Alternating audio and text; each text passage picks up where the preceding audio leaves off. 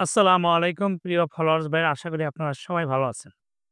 আজকে ভাই আপনাদের একটা গুরুত্বপূর্ণ বিষয় নিয়ে আলোচনা করব, সেটা হলো আপনার ফোনে ভাইরাস আছে কিনা সেটা আপনি কিভাবে বুঝবেন? আর আপনার ফোনে যদি ভাইরাস একবার থাকে তাহলে কিন্তু ভাই আপনার ফোন ভালোভাবে কাজ করবে না। এখন অনেকেই জানতে চেয়েছেন যে ভাইরাস ভাই কোন জায়গায় আছে, এটা আমরা কিভাবে বুঝবো? যদিও থাকে সেটা আবার কিভাবে ডিলিট করব? আজকের এই ভিডিওর মাধ্যমে পুরো বিষয়টা জানতে পারবেন। আমার চ্যানেলে যারা নতুন অবশ্যই সাবস্ক্রাইব করে রাখবেন। দ্রুতই আপনাদের ফোনে যে প্লে লিস্ট রয়েছে সেখানে আপনি চলে যাবেন।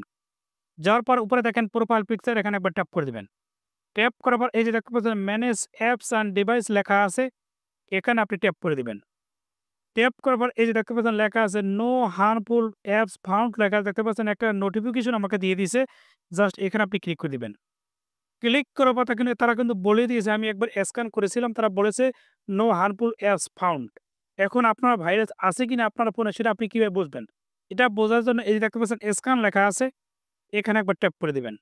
ট্যাপ করার পর কিছুক্ষণ আপনি ওয়েট করবেন। দেখবেন যে যদি ভাইরাস থাকে তারা কিন্তু স্পষ্ট বলে দিবে কোন অ্যাপসের ভিতরে আপনার ভাইরাস রয়েছে, অর্থাৎ আপনার ফোনের ভাইরাস রয়েছে।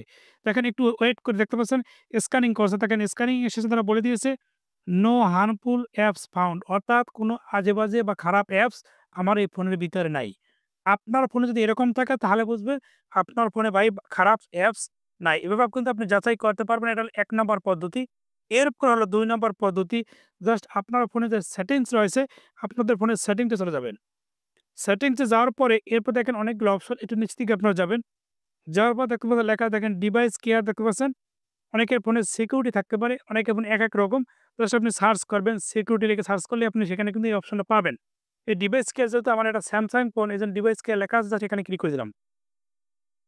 ক্লিক করার পর এই দেখতে পাচ্ছেন অনেকগুলো অপশন, এক লেখা দেখেন সিকিউরিটি লেখা আছে। আপনাদের যাদের ফোনে এই ডিভাইস কেয়ার নাই, আপনার সার্চ বারে সিকিউরিটি লিখবেন, তাহলে কিন্তু আপনার এই অপশনটা পেয়ে যাবেন। জাস্ট এই সিকিউরিটি, জাস্ট এখানে আপনি ক্লিক করে দিবেন। ক্লিক করার পর দেখেন এখানে চলে আসে, দেখতে পাচ্ছেন স্ক্যান ফোন। অর্থাৎ এখন যে কাজটা করবে আপনার ফোন, অর্থাৎ আপনার ফোনে যতগুলো ডাটা রয়েছে, যতগুলো ফাইল, ফটো, ভিডিও, অ্যাপস সবগুলো কিন্তু স্ক্যান করবে। এই দেখতে পাচ্ছেন স্ক্যান ফোন, এখানে আপনি ক্লিক করে দিবেন। ক্লিক করার পর দেখবেন এখান থেকে স্ক্যান কিন্তু শুরু হয়ে গেছে। এই যে একটা বৃত্তের মতো দেখতে পাচ্ছেন, এটা কিন্তু এখানে পরিপূর্ণ হয়ে যাবে। তারা বলে দিবে যে আপনার এই ফাইলের ভিতরে, আপনার এই অ্যাপসের ভিতরে অথবা আপনার কোনো একটা ডকুমেন্টস এর ভিতরে যদি ভাইরাস থাকে তারা কিন্তু সেটা কিন্তু স্পষ্ট বলে দিবে। কিছুক্ষণ আপনার ওয়েট করবেন, দেখতে পাচ্ছেন দেখেন এই যে নিচে দেখতে পাচ্ছেন আমার যতগুলো অ্যাপস আমার ফোনে রয়েছে সবগুলো অ্যাপস তারা কিন্তু স্ক্যান করতেছে। একেবারে সিরিয়াল বাই সিরিয়াল দেখতে পাচ্ছেন, দেখেন এই যে চলতেছে। অর্থাৎ ১০০% কমপ্লিট, দেখেন টিক চিহ্ন চলে আসে। অর্থাৎ তারা বলে দিয়েছে যে আপনার ফোনে ভাই কোনো ধরনের ভাইরাস নাই। আপনি চাইলে এভাবে যাচাই করতে পারবেন। অর্থাৎ আপনার এই কাজটা অন্ততপক্ষে আপনি সপ্তাহে একবারও আপনি যাচাই করবেন। তাহলে আপনার ফোনটা ভালো চলবে। আপনার ফোন হ্যাং করবে না, গরম হবে না, স্লো হবে না, অর্থাৎ কোনো ধরনের সমস্যা কিন্তু আপনার ফোনে আপনি করবে না।